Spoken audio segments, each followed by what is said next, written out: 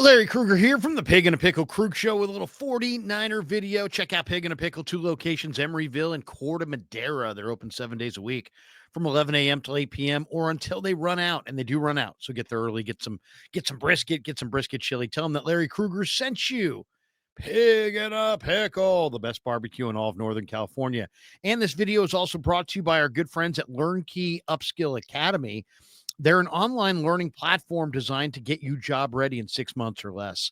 It doesn't matter what field you're interested in. It could be IT, cybersecurity, marketing, could be another high demand field. They offer over 30 different certification programs to help you get started and take that next step in your professional career. Now, they've been in business for over 37 years. They've worked with over 200,000 students, and they place over 100 students in well-paying jobs each and every month. So, LearnKey Upskill Academy. The links are in the description below to both of our sponsors. Thanks to LearnKey Upskill Academy for sponsoring this video. All right, let's talk a little bit about the Niners. Little update, a bunch of things going on. Today is the beginning, or teams are reporting to West Palm Beach, Florida for the NFL owners meetings, where Jed York will address the fact that the Niners have had a budget tightening this offseason. It'll be very interesting to see the Niner news tomorrow on Monday, what comes out of the NFL's owners meetings. Will there be rules changes? Will there be an Aiyuk trade? Will there be any more revelations on the 49ers budget tightening or Brock Purdy's contract situation? A lot going on. Is George Kittle going to get an extension? How are the Niners, looking going into the draft? So there's a lot that's going to come out of it. Jed York, I believe, will address the media Monday about the Niners budget tightening, which saw them spend very little in free agency, and they didn't spend a lot of money. And they didn't get a lot of players. You look at what they did in 2023. They gave Hargrave $23 million in a bonus that year. Last year, York paid out $62.9 million in bonuses as part of extensions for McCaffrey, Trent Williams, and Brandon Aiyuk. The Niners this year signed 10 largely no-name free agents to contracts that are worth at a maximum less than $45 million, the lowest outlay in free agency of any team in the NFL. And I'm sure Jed York will speak to why that was at the NFL's owners meetings. Now, a couple other NFL notes, or a couple other Niner notes today. The Niners are holding a 30 visit for a couple of different guys. Landon Jackson, the Arkansas defensive end, who in a lot of people's minds would be the perfect, second-round pick for the 49ers in the 40s there as a bookend to Nick Bosa. Jackson was a tremendous player at Arkansas. And then the Niners are also hosting Jalen Conyers, the Texas Tech tight end, on a 30 visit. He played at ASU and transferred to Texas Tech, and he's a really good player. So that's a guy to look for. Now, Tony Pauline is reporting that the 49ers also have a top 30 visit planned with Harold Fannin, the Bowling Green tight end. Fannon's interesting. He was the MAC player of the year. He led all of college football with 117 receptions. But then in his workout, he ran 4.71. And a lot of people feel because of that 4.71 that despite the incredible production, he may drop in the draft. And with the 49ers draft a tight end like Harold Fannin, maybe in the third or fourth round. A lot of people thought he was late first, early second until he ran that 4.71. So football player wise, great one, right? MAC player of the year, led the nation in receptions, big time receiving threat, pretty good inline blocker as well, a little shorter than the ideal tight end. But that 4.71 makes people wonder, they like to see a little faster time than that. Now, Tony Pauline also reporting that the Niners are giving a top 30 visit to Keziah Izzard, a Penn State defensive tackle, 6'1", about 300 pounds, 50-game career, only 7 starts. This last year, he had 31 tackles, 7 tackles for loss, and 2 sacks. What's interesting is, Izzard is a great athlete. We're talking about 6'1", 300 pounds. His 40 time was 4.79. 4.79 at 6'1", 300 pounds is absolutely flying. So I got to see some film on Izzard. He had a 24-inch vertical, 26 reps on the bench which is a good number. He's a one gap, three tech defensive tackle, and he's very underrated. So, interesting player, a guy that I've got to spend some time watching. But Keziah Izzard is getting a top 30 visit, according to Tony Pauline. The Niners are also hosting South Carolina defensive tackle TJ Sanders for a top 30 visit.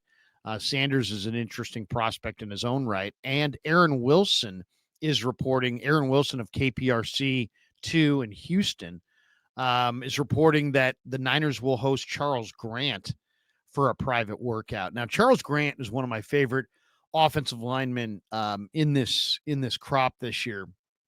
He played at William and Mary, and he played left tackle in a zone heavy scheme, which is a perfect fit for what the Niners want, right? They're looking for a guy who's got versatility, and Charles Grant does. They're looking for somebody who played in a, preferably could play left tackle when Trent Williams walks away, and who's got, great athleticism and can play left tackle and preferably has played in an outside zone system. Charles Grant's that guy, 6'5", 311 pounds, high school wrestling background. I love that. I mean, to me, that's a must for an offensive lineman. I love that wrestling background. It's always about a low man win. It's a leverage game inside. And Grant, as a high school wrestler of note, probably is a pretty good leverage player. 19 reps at 225. That's a good number. 91.2 PFF grade. 90.4 run blocking grade, 88.1 pass blocking grade. He only allowed 9 pressures and 2 sacks and 372 pass blocking snaps. Now, the quality of the competition, it's going to be a major step up going from William and Mary to the NFL. But Charles Grant's got 34-inch arms, really, really long arms. And to me, he's got a frame that can put on even more weight. I like him at guard, maybe to start. I could see a guy like that being a second or third round pick, and then being a guard to start. Maybe he plays left guard next to Trent Williams as a rookie, and then he's eventually the replacement for Trent Williams at left tackle. So I really like that player, Charles Grant. And Aaron Wilson of KPRC2 in Houston is reporting the Niners are bringing Grant in for a 30 workout. And that's good. They got 30 players that they can bring to Santa Clara. Couple other notes. Adam Schefter is reporting that the 49ers are not opposed to trading Brandon Aiyuk by Tuesday's deadline. They have a $22.8 million bonus that will be owed to him on that deadline if they don't move him.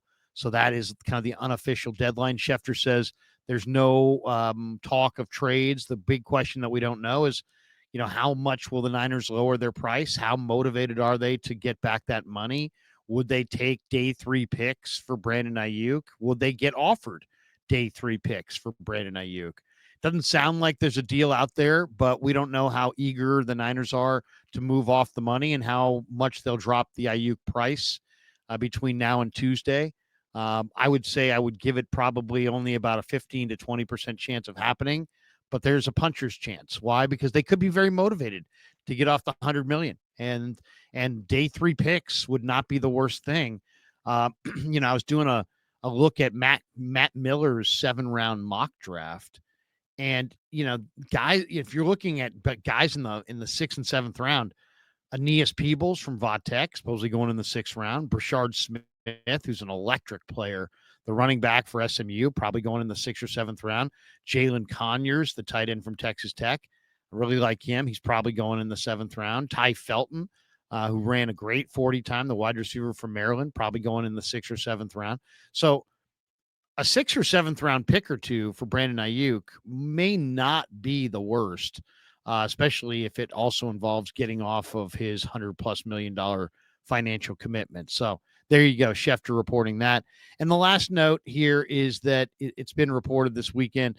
Denver Post has an article written by a person by the name of Luca Evans. I'm not sure if it's a man or woman, but the headline was that the Niners made a last-ditch effort to re-sign Dre Greenlaw, that Lynch and Shanahan actually got on a plane, flew to Texas, went to Greenlaw's home, visited him, and tried to convince him in an 11th hour effort to re-sign with the 49ers.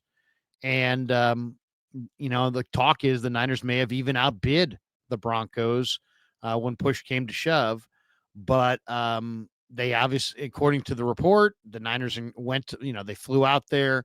They put a mad dash, offer, tried to increase their final offer, but Greenlaw's mind was made up. And according to his agent, he wanted a fresh start. Maybe the people around him convinced him that playing next to Fred Warner, he would always be the Scottie Pippen to Fred being Michael, and he wanted to be Michael somewhere else. That was whispered. But just, a fresh start. And then you look at the fact that, the Niners are not what they used to be. The Niners were 29th in the NFL against the run last year, and they don't have a great defensive line in front of him to protect him from, offensive guards, climbing to that second level. Where Denver, on the other hand, has got a young up and coming defense that was number one. They've got DJ Jones re-signed and anchored in the middle of their defense. DJ's probably going to keep bodies off of Dre's legs, and there's a comfort level there. Fresh start, new organization, closer to your Dallas home. Denver's got a young up and coming defense that's highly rated. You've got, a defense that, once was highly rated and now is coming off a year they were 29th against the run.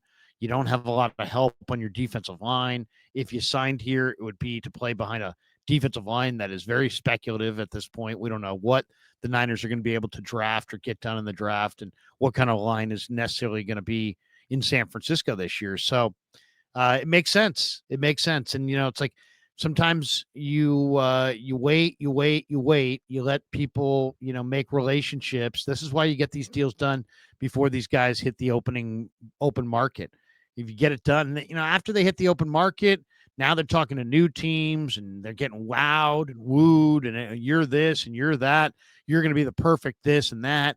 And all of a sudden they start seeing themselves in that new uniform. And you can't just roll in the 11th hour, throw a few extra ducats on the table and be like, hey, let's go. Let's do it. And Dre said, no, I want a fresh start. I want to, do my own thing. I want to get a new beginning. I'm going to a better defense. I'm leaving a defense that has high expectations and not a lot of talent.